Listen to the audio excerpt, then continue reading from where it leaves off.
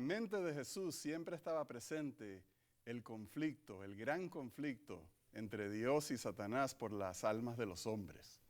Estaba siempre en la mente de Jesús el tema de la rebelión y la redención, pues su tarea era la redención del ser humano. Y en su vida, él vivía todos los días los efectos de este gran conflicto.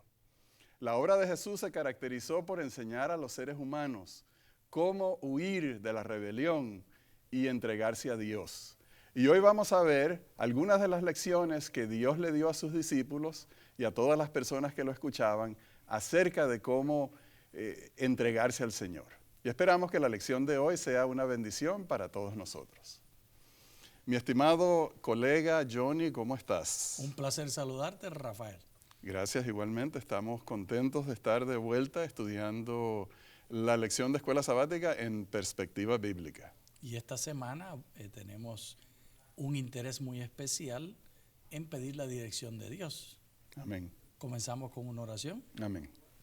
Amante Dios, te agradecemos por el privilegio que nos das de tener la Biblia, que podamos apegarnos fielmente al texto, que estemos listos a dejar los prejuicios y las ideas culturales y teológicas para someternos a la verdad tuya que está escrita en este libro. En el nombre de Jesús lo agradecemos y lo pedimos. Amén. Amén. Amén. Uno de los versículos que posiblemente nosotros no le damos mucha atención es aquel que se encuentra en San Mateo capítulo 11, versículo 27.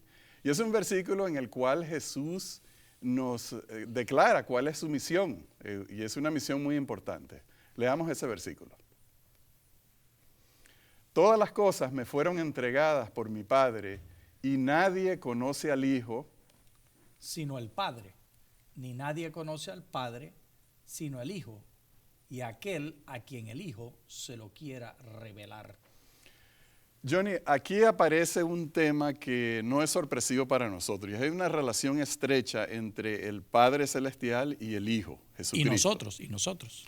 Sí, a eso voy, porque precisamente la parte donde Jesús se relaciona con nosotros tiene un propósito. No es solamente una relación tipo social, sino que tiene un propósito educativo.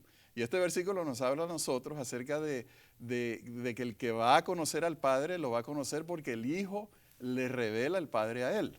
Ahora, ¿en qué sentido eso es importante para el ser humano, especialmente el ser humano en rebelión? Es importantísimo para el ser humano en rebelión porque el Señor Jesús está diciendo cuál es el propósito de la redención y el propósito de Él venir a esta tierra. Él no viene por agenda personal, Él no viene por agenda humana, Él viene con agenda de la Trinidad, agenda del Padre, agenda del Hijo y del Espíritu Santo, con el propósito de unirnos de vuelta. Nos hemos separado de Dios, nos hemos separado de la Trinidad por causa del pecado, hemos declarado independencia. Y Jesús vino para traernos el mensaje de la Trinidad, el mensaje del Padre y el Espíritu Santo, como declaró el Señor Jesús. Está registrado en la oración de Jesús entre los capítulos 15 y 17 del libro de San Juan. El Espíritu Santo es el representante de Jesús una vez que Jesús se va.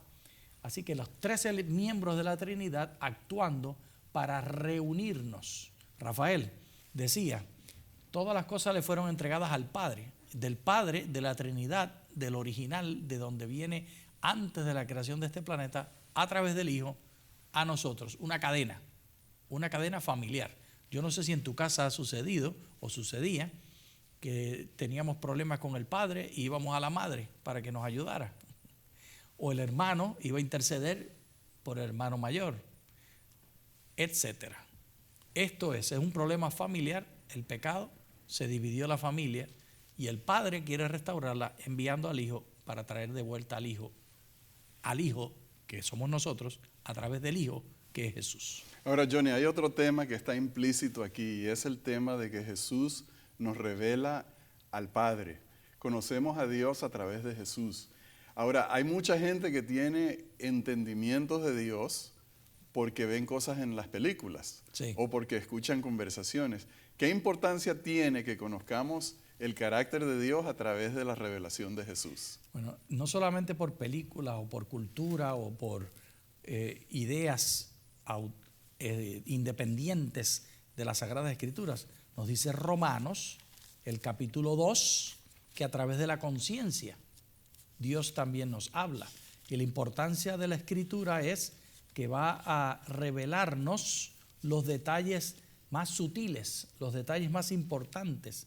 Dice la Escritura en el capítulo 2 del libro de Romanos que no hay acepción de personas, el verso 11, porque no hay acepción de personas delante de Dios, porque los que han pecado sin ley también perecerán. Y dice entonces el verso 14, porque cuando los gentiles que no tienen la ley hacen por naturaleza lo que es de la ley, estos, aunque no tengan ley, son ley para sí mismos, los cuales muestran la obra de la ley escrita en sus corazones, cuando dando testimonio su conciencia y acusándoles o defendiéndoles sus razonamientos, en el día en que Dios juzgará por Jesucristo los secretos de los hombres conforme a mi evangelio. 3 fuentes de conocimiento de Dios. Una revelación directa de Dios a través de la Biblia, y aquí tenemos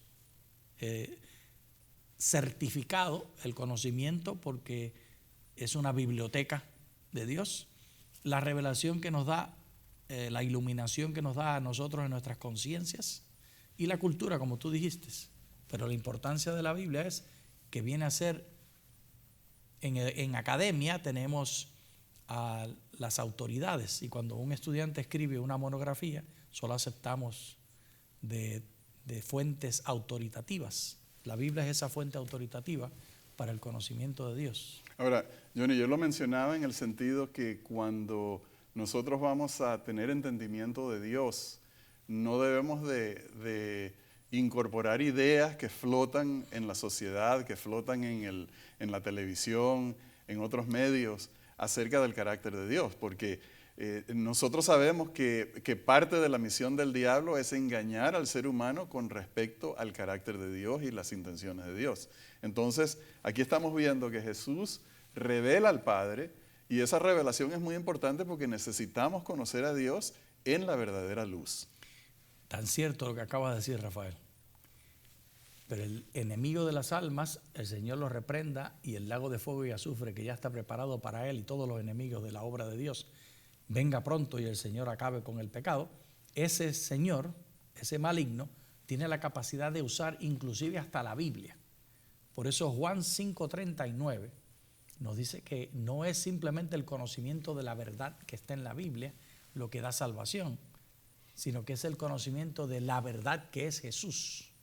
Así que, Rafael, lo que tú dices es tan cierto, pero la obra del enemigo es tan maligna que tenemos fariseos y saduceos y toda clase de doctrinas en el medio de los dos y después de ellos. Personas que han tergiversado la verdad en letra minúscula, y la única manera de corroborar la verdad en letra mayúscula es con Jesús. En la persona de Jesús. Ahora vamos a ir a San Mateo capítulo 11, versículos 28 y 29 para ver la revelación que hizo Jesús acerca del Padre. Versículo 28. Venid a mí todos los que estáis trabajados y cargados, y yo os haré descansar. Llevad mi yugo sobre vosotros y aprended de mí, que soy manso y humilde de corazón, y hallaréis descanso para vuestras almas, porque mi yugo es fácil y ligera mi carga. Johnny, a mí me encanta este mensaje porque nos habla a nosotros acerca del descanso. En un sentido podemos decir que la redención es hallar descanso en Dios. Amén. El mundo y el pecado traen a nosotros tribulación. Cristo nos ofrece la revelación de Dios, y la presencia de Dios en nuestra vida entonces debe producir descanso. Amén. Qué maravilloso este versículo, Rafael. Gracias por decir estas palabras. Y a mí me encanta porque es una contradicción. Y en las contradicciones encontramos los propósitos de Dios revelados de una manera especial para la vida práctica. La contradicción estriba en que el yugo del cual habla es un instrumento de trabajo. Cuando usted le pone el yugo al animal, es el pedazo de palo de un tronco grande y fuerte para bajarle el cocote a los dos bueyes y se le amarra en el cuello a los dos bueyes para mantenerlos, y en el centro se pone el arado para que ellos se mantengan juntos y puedan empujar al mismo tiempo, al unísono, el arado y pueda funcionar y salir recto el arado. Es un instrumento de trabajo, pero dice Jesús, todo el que esté trabajado y cansado, venga y póngase el yugo. Es una contradicción. La solución, Rafael, la cual aludiste, es que nosotros estamos de un lado, ¿y quién está del otro lado en el yugo? Dios. El Señor Jesús, gloria sea su nombre. Y por eso se convierte entonces la solución de la contradicción de esta enseñanza de Jesús, que es un lugar de descanso. Ahora vamos a ver en el siguiente pasaje, Levíticos capítulo 25, versículos del 3 al 6, cómo el descanso también va hacia la tierra. Es un pasaje un poco sorpresivo. Versículo 3, 6 años sembrarás tu tierra, 6 años podarás tu viña y recogerás sus frutos. Pero el 7º año la tierra tendrá descanso, reposo para Jehová. No sembrarás tu tierra ni podarás tu viña. No segarás lo que de por sí nazca en tu tierra segada, y las uvas de tu viñedo no vendimiarás. Año de reposo será para la tierra. Aún en el descanso la tierra te dará de comer a ti, a tu siervo, a tu sierva, a tu criado y al extranjero que habite contigo. Ahora, Johnny, es fácil entender cuando Jesús dice que hallaremos descanso en Dios, cómo eso nos beneficia a nosotros, pero ¿en qué sentido tiene esto? Nosotros somos personas urbanas, ya no somos personas de la agricultura. ¿Qué quería decir esto? Rafael, esto sí nos gustaría a nosotros los capitalistas, todos los que creemos en el capitalismo y vivimos bajo el sistema de Occidente del capitalismo que ha imperado sobre el mundo entero. Inclusive los países antiguamente comunistas son capitalistas también. Miren el verso 23 de este capítulo 25, donde está el contexto de la tierra, sigue explicando. Y el verso 23 nos faltó ponerlo en el folleto de escuela sabática, y dice, la tierra no se venderá a perpetuidad, porque la tierra mía es, pues vosotros forasteros y extranjeros sois para conmigo. Por tanto, en toda la tierra de vuestra posesión otorgaréis rescate a la tierra. Mira qué interesante, Rafael. Ese rescate a la tierra es para eliminar las oligarquías, eliminar la acumulación de capital en una familia, en un individuo. Cada 7 años se redistribuye. Y cuando dice el verso último que leímos, el 6, que durante el descanso la tierra va a servir para alimentarnos a todos, incluye a los criados que son esclavos y a los extranjeros. Esto quiere decir que el dueño no va a cosechar. Los esclavos y los extranjeros van a cosechar. Como no tienen la capacidad del dueño, no van a cosechar, no pueden organizarse para tomar la cosecha entera y no tienen almacenes tampoco, pero van a poder ellos acumular capital, van a poder ellos cosechar lo que necesitan y un poquito más, y de esa manera se redistribuye el capital porque Dios es el dueño, y regresa entonces así a los extranjeros y regresa también a los que habían vendido la tierra, y cada 70 años inclusive los esclavos quedan liberados. No importa en qué momento fueron hechos esclavos. Entraron en esclavitud, sí. Al momento que llega el año 70, y así cada negocio que se hacía relativo a ese ciclo, un ciclo de liberación de todo. Y cada 7 años había la primera liberación. Después 7 años, es decir, a los 49 años, en el año 50, viene el jubileo, la liberación total. Destruye el capitalismo, el feudalismo y toda acumulación de capital. Y eso es un tema que posiblemente necesitamos estudiar más, comprender mejor. Ahora vamos a ir al Salmo 32, los versículos 3 y 4, para ver ese estado por el cual necesita el ser humano la redención que Cristo ofrece. Versículo 3 dice, mientras callé se envejecieron mis huesos en mi gemir todo el día. Porque de día y de noche se agravó sobre mí tu mano. se volvió mi verdor en sequedad de verano. Johnny, este es un pasaje donde David habla acerca de esa condición en la cual se encontraba él, una condición espiritual después de haber cometido ese grave pecado que cometió con Betsabé y su esposo. Y mientras él se hacía el loco, él describe ahora la situación en la cual él se encontraba. Gemía de día y de noche, se envejecieron sus huesos, o sea, él no tenía descanso. Y esa es precisamente la obra del Espíritu Santo con el pecador, ¿no es cierto? Sí. La Escritura nos dice que la obra del Espíritu Santo es convencer de pecado. O sea que mientras él estaba rebelde contra Dios, no hallaba descanso. Él no hallaba paz en su corazón. Él no se había enfrentado a Dios ni había confesado su pecado, pero todo ese tiempo él era miserable. Así que cuando Cristo dice, venid a mí y hallaréis descanso para vuestra alma, entonces el pecador se siente aludido y se siente como que esto es precisamente lo que el pecador necesita. Y lo maravilloso, Rafael, es la manera como esto se hace. Los versos 1 y 2 dicen, bienaventurado, es decir, del capítulo 32, que leímos los versos 3 y 4, bienaventurado a quien es perdonado su transgresión y cubierto su pecado. Eso es lo primero. Cubierto, Rafael. No es que es eliminado, ahí está. El pecado no se eliminó, las consecuencias siguen, pero ya no te va a condenar. Pero esto es maravilloso porque el ser humano tiene gran problema con esto. En la iglesia no aceptamos a una persona a menos que hayan pasado décadas a veces después de cometer una transgresión grave. Pero el Señor dice que de inmediato queda cubierto, ya no te condena. Y lo segundo, bienaventurado, el verso 2, el hombre a quien Jehová no imputa iniquidad y en cuyo espíritu no hay doblez. La clave está en no tener doblez, ser humilde, no hipócrita. Aquel que está dispuesto a declarar su pecado, el Señor se lo cubre y el Señor no le imputa la maldad. Esa es la clave de la redención que nos habla el Salmo, de cómo Dios hoy en día a través de Jesús y en aquel tiempo a David nos libra del pecado.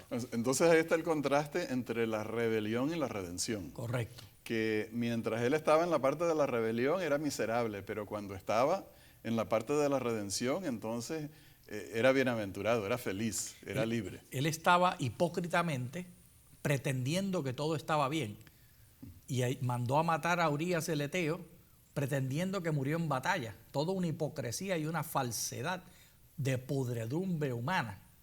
Y esto disgusta al Señor terriblemente y por eso muere su hijo, el niño que nació de esta unión. Pero el Señor entonces le visita y cuando él se humilla, donde no hay doblez, como dice el verso 2, al eliminarse la doblez de él, el Señor le cubre su pecado, el Señor no le imputa la iniquidad y eso lo hace contigo y lo hace conmigo. Yo lo necesito. ¿Y tú lo necesitas también? Claro que sí. Ahora vamos a ir al versículo en Jeremías, capítulo 6, versículo 16.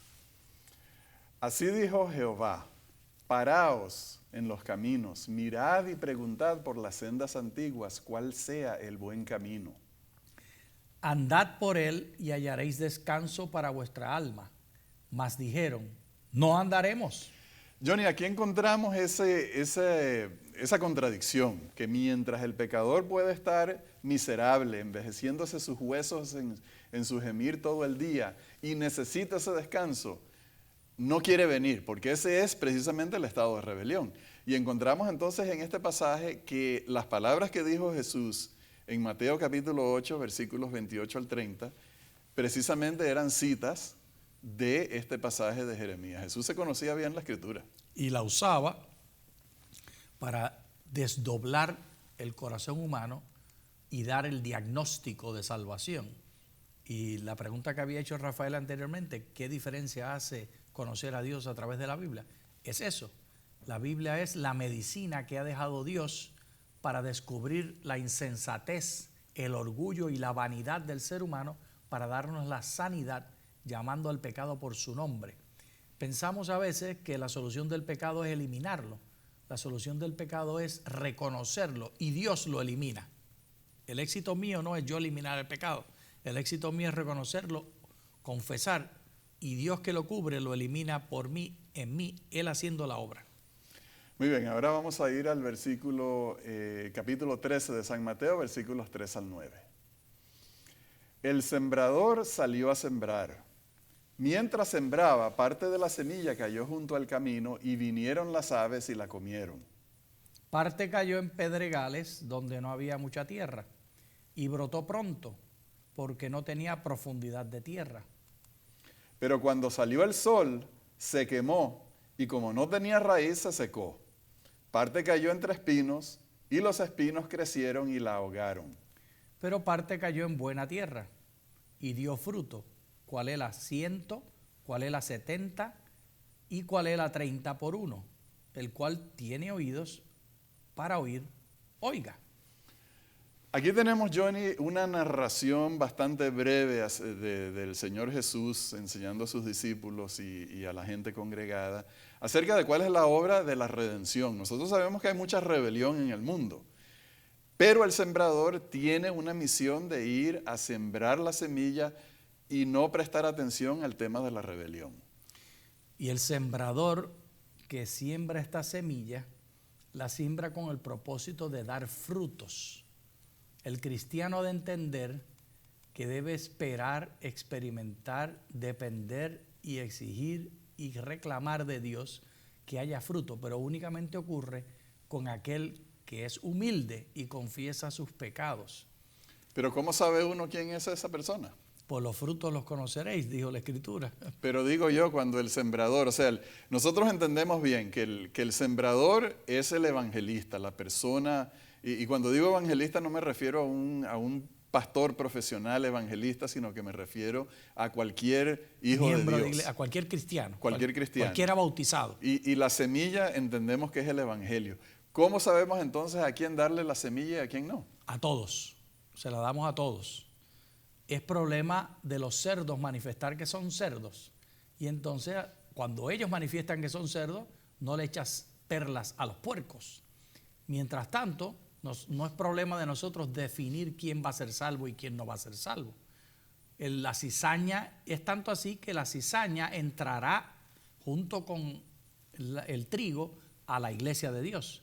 Y no es trabajo de la iglesia sacar la cizaña, es trabajo del sembrador cuando venga a hacer la siega. Y ese sembrador primario no es el ser humano que hace la obra de Dios. De hecho, es la misión de Dios. La misión de Dios es la que hacemos nosotros en evangelismo. No es de la iglesia, Rafael, eso es clave. El trabajo que nosotros hacemos en predicar el mensaje no es para la iglesia ni es de la iglesia. Es de Dios y para Dios. La iglesia es solamente la que tiene la franquicia, como quien dice. La franquicia es de la iglesia para predicar el evangelio, pero Dios es el dueño, Dios es el corporativo.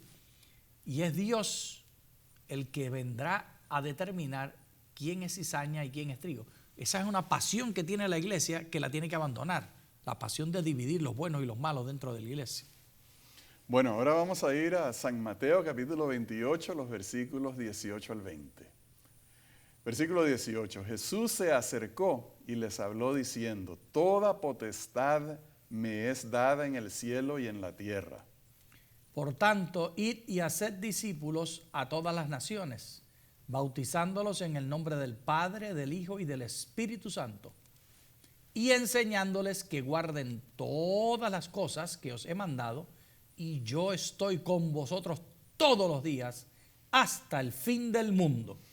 Aquí tenemos, Johnny, el tema de la redención que Jesús se lo pasa a los discípulos. Y obviamente entendemos que al dárselo a los discípulos se lo está dando a los creyentes, todos los creyentes a través de las edades en Cristo. Jesús tiene potestad, tiene autoridad, tiene poder. Cuando Él nos da a nosotras esta instrucción, ¿cómo se relaciona el poder junto con esta instrucción? La última parte del texto está la clave, el del verso 20, y yo estoy con vosotros. El único poder que tenemos está en Jesús. Nunca reside en nosotros, no reside en la iglesia. por más presidente de asociación general, de división, no importa cómo se llame la organización religiosa y la estructura que tenga, por más puestecitos que tenga, por más nombramientos que tenga y por más gente y más veces que lo hayan nombrado, nunca está el poder en el ser humano. Siempre está el poder en Jesús y se manifiesta el poder real en la iglesia local, donde está el número más pequeño, los más insignificantes desde el punto de vista jerárquico, pero desde el punto de vista bíblico, los más poderosos, donde 2 o 3 estén en mi nombre y lo que ellos aten en la tierra será atado en los cielos. Eso lo hace la iglesia local. Ahí es que está el poder, porque nunca es nuestro, siempre es de Dios y se manifiesta el verdadero poder en el lugar corporativo más insignificante, más pequeño. Bueno, Johnny, yo lo voy a poner de esta forma, que ese es un poder que reside en Dios, pero es un poder compartido. Amén. Ahora, nosotros no tenemos la autoridad, no tenemos la habilidad de usar ese poder según nosotros queremos, porque si nosotros pudiéramos usar ese poder, lo estaríamos usando para todo tipo de cosas, para conseguir un puesto de estacionamiento, para conseguirnos un trabajo, para mejorar esto, mejorar aquello, no tuviéramos canas. El asunto es que este poder es un poder que Cristo mencionó, como diciéndole a los discípulos, cuando yo los mando a ustedes a predicar el evangelio, los mando sabiendo que el poder que tengo yo es un poder que los acompaña a ustedes. Amén. Es un poder que les va a dar éxito, que les va a dar la habilidad de compartir el evangelio. Pero entonces ahí es donde viene la decisión del ser humano, porque muchas veces nosotros nos detenemos tal vez porque nos consideramos insignificantes, nos consideramos que no sabemos, no podemos dar esos estudios bíblicos, etc. Y escogemos ignorar en ese momento el poder que nos ha dado la orden de ir adelante. Correcto. Y yo pienso, Johnny, que entonces nosotros los cristianos debemos de estar más conscientes de que a nosotros nos acompaña la orden de Cristo junto con su poder. No estamos solos, estamos acompañados con el poder. Y en un sentido eso es una cuestión emocionante, porque cada vez que nosotros nos acercamos a una persona para hablarles del evangelio, entonces debemos estar pensándonos cómo se va a manifestar el poder de Dios en esta ocasión. Siempre es poder de salvación, no es para ninguna otra cosa. Correcto. Bien, apreciados hermanos, estamos llegando ya al final de la lección. Para la semana que viene tenemos la lección número 8 que se llama Camaradas de Armas. Estaremos hablando acerca de cuando Jesús llamó y preparó a los discípulos. Dios les bendiga abundantemente. Muchas gracias.